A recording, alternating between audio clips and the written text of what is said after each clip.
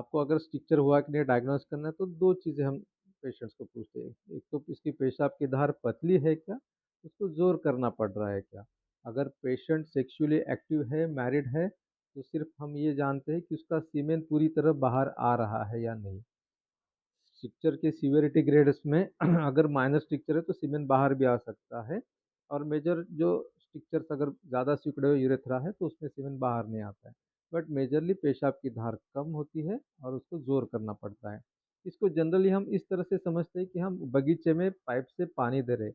अगर आप इस पाइप को प्रेस करते हैं तो जैसे पानी की धार आती है, 1 धार, 2 धार या वो छोटी हो जाती है पानी की धार, उसी तरह से यूरेथ्रा पे कंप्रेस होने से स्ट्रक्चर की वजह से सेम तरह की पेशाब की धार आती है और वो पतली होती है, कभी 2 धार आती है, कभी फव्वारा होता है, कभी ज़ोर करना पड़ता है।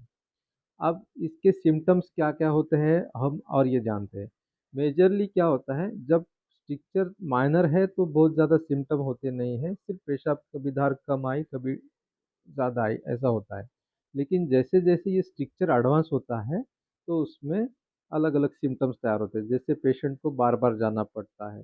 मेजॉरिटी सिम्पटम्स में आते हैं कि ब्लैडर पूरा एम्प्टी नहीं हो पाता है, यानी पेशाब की नली में रुकावट की वजह से यूरिनरी ब्लैडर में यूरिन बाकी रह जाता है, जिसकी वजह से ब्लैडर में यूरिन रेसिड्यू रहने से सिस्टाइटिस हो जाता है। सिस्टाइटिस यानी ब्लैडर का इन्फ्लेमेशन या इन्फेक्शन। उसकी वजह से फिर पेशेंट्स को बार-बार यूरिन जाने की संवेदना होना, कभी जलन होना, पेशाब पूरा साफ नहीं हुआ ऐसा प्रतीत होना, पेशाब को ज़ोर करना पड़ना।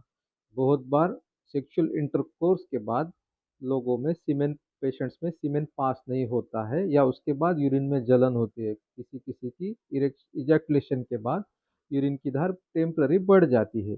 ये सब सिम्पटम्स यूरेथ्रस स्ट्रक्चर में